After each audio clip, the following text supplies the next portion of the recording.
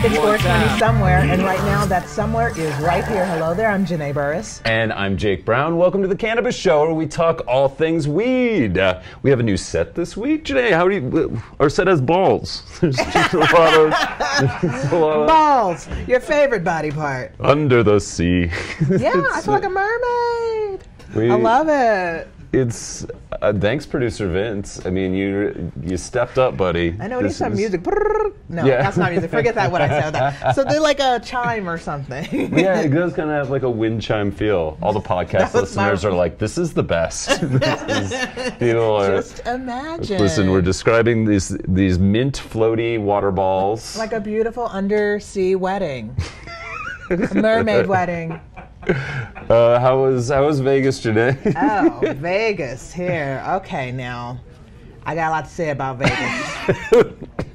I'm unhappy about it, but I want to go before we get into the weekend weed. I'd like to do the postmortem, a little bit of a Las Vegas recap here. Okay, I'm calling it "How to Lose Your Rent Money in Vegas Without Even Trying." Okay, step one: take out a bunch of cash, but also transfer money from your savings and bring your debit card along in case you want to take out even more cash. Step two: dump all of your cash on any table at any casino on the Strip. Turn around, walk away. It's already gone. Step three. Take a $15 lift downtown. Come on, dummy, you know it's way more fun downtown. Bright lights, better odds, no brainer. Proceed to another ATM, pay the $8 service fee, and take out the day's maximum. Don't worry, you'll be rid of this wad even faster. Step four, take your last $60 to the bomb-ass Cosmopolitan buffet and cry directly into a plate full of prime rib and bone marrow. Tell your mom you're not crying, it's just really good horseradish. All right? I did not get to make any weed purchases, however, because due to my own panic, no money, due to panic and money, okay, about Nevada being out of weed, I came prepared, wink, wink, nudge, nudge. Also, my friend Sam Talent, shout out to him for letting me stay at his place, had a bunch of weed at home, and my cousin from LA brought her own weed with her, so, and I could not stay away from the goddamn casinos. I was also unimpressed by the names of local dispensaries, not impressed, y'all. Weed puns are my life right now, Vegas, and desert puns abound in Vegas. So I searched a few places like Dr. Reefer. What does that even mean? And reef dispensaries, which made me think you're not even trying, Vegas. How about something fun like smoke and mirrors? Okay, it's a little nod to magic shows and or strip clubs. How about high rollers? That's an obvious one. Pot odds either, okay? Or how about a shout out to the casino? Something like Out of the Stratosphere or Caesar Salad. That's not great, but that's something. I like that one. Caesar Salad, I'd buy from there. Okay, we did end up at the world famous Green Door, which is not a dispensary at all. But according to my cousins and my sisters, even more fun if you're into that sort of thing.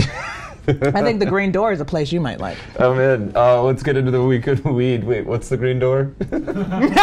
I was just going to go with it. All right, so Janae, I will be honest. I had absolutely no clue how excited people were about the upcoming Eclipse. Apparently that's a thing. Until I saw a story out of Oregon where it's predicted that 1 million people are going there to look not directly at the sun. Now, that's a ton of people, but what I didn't consider is the thing that pairs best with any kind of natural phenomenon, weed. Yeah.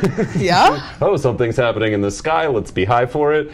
Good thing the Oregon Liquor Control Commission was on it because they're predicting a great weed shortage, according to a story from Civilized. The great weed shortage of 2017. The sky is doing something weird. So places are stocking up, including a dispensary called Oregon's Finest, which also has named a strain Moon Puppies in honor of the event and cash in on those like astronaut boobs. Moon Puppies. Wait, did you say boots or boobs? Boobs! Okay. Astronaut boobs. Moon puppies. Look at them moon Look puppies. Look at those moon puppies. They really fill out that astronaut suit. Nope. Come on, Oregon's Finest. We can do better. What about grasteroids? Blaze rays? Yeah. Overheadies? Okay, it's not that easy, but you know, you could always come to the creators of Pot or Not in a pinch, Oregon. That's what we're here for. Yeah. All right, employers testing for marijuana will increasingly lose out on good workers.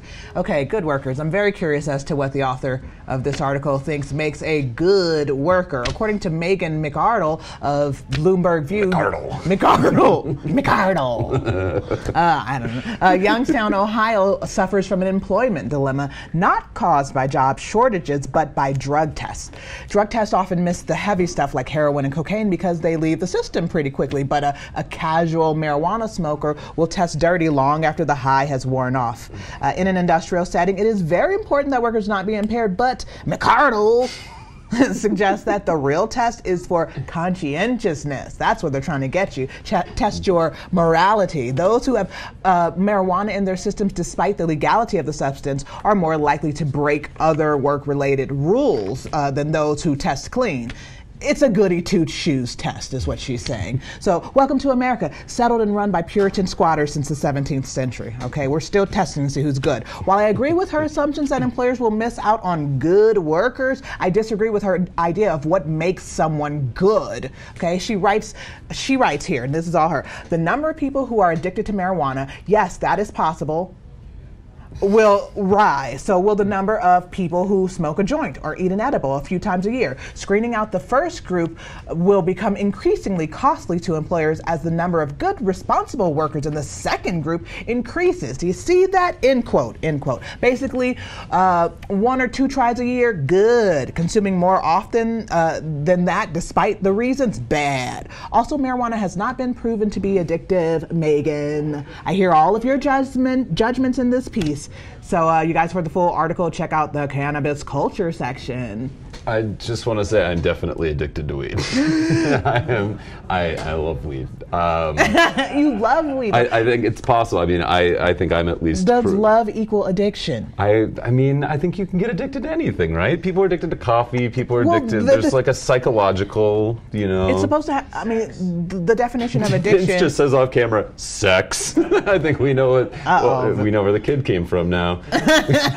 We're learning about the birds and the bees here. I think we knew where the kid came from before, didn't we, Jake? Did we not know where the kid came from? We're learning a lot about our bodies today on the Cannabis Show. I just don't believe, like, what I didn't like about what she was writing was just the suggestion that there are good pot smokers and bad pot smokers, or good workers and bad workers based on how much pot you smoke. Well, and I think that's also one of the things that when we talk about normalization of weed that we have to overcome is that for so many years, you know, the people that would smoke it were also people that were technically breaking the law. I've always lived like weed's legal until, you know, a cop stops me. But now it's like, hey, you know, it's not bad people that smoke pot. In the same way, it's not bad people that like have a glass of wine at the end of the day, you know? Right, and you can't, and even if you're saying one is good and one is bad, it's like, what's the number? In her mind, it's a couple times a year.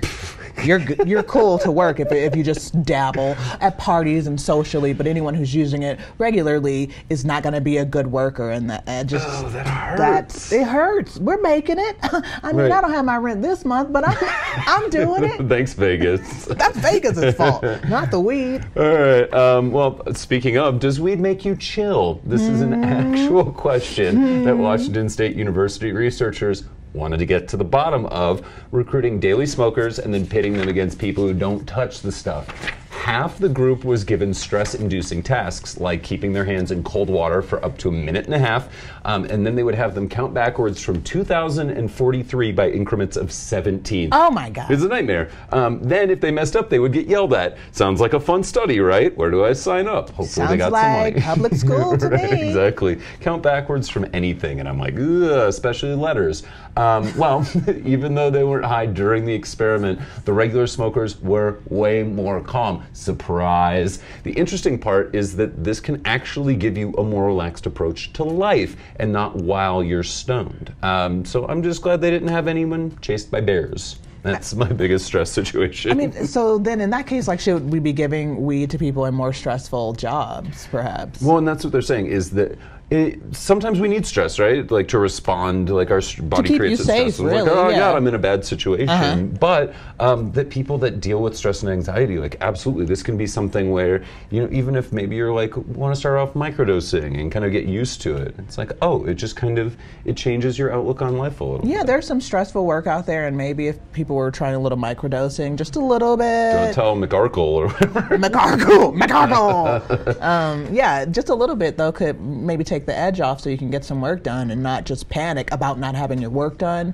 Right. And it's weird because there's like certain, think about like high stress jobs, air traffic controllers, right? It's like they're going to be phased out because their jobs are like literally too stressful. Oh. Like, we're going to go automate this, but maybe instead of like firing these people, just give them weed for a day. Listen, I don't have to fly for a while.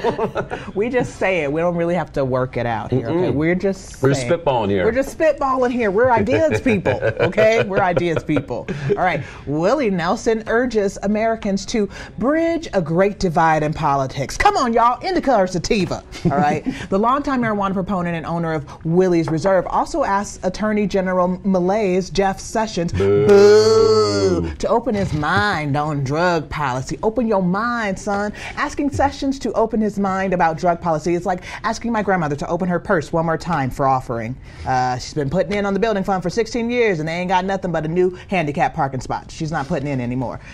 His wife's been, Jeff Sessions' wife's been asking him to open his mind for years, you guys. Open your mind, Jeff, dear. Imagine if you took your pants all the way off. Oh no, that's a terrible mental image.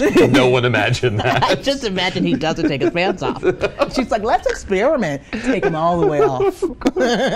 In response to Jeff Sessions' opinion that marijuana dependence is only slightly less awful than heroin dependence, come on, Jeff. Nelson suggests Sessions try heroin, then pot, and give him a call later. Jeff, you have never been this cool in your entire life. Now, I'm not normally one to suggest trying drugs to make friends, but when Willie Nelson asks you to get high and call him, you do not say no, all right? I'm not keen on trying heroin at all, really, but if it means I get to have Willie Nelson's phone number, my only question is, will this vein do? For more on these stories and all of the things you've heard, visit us online at thecannabist.co. Now, let's take a look at a new type of video strain review you're going to be see coming to the site soon.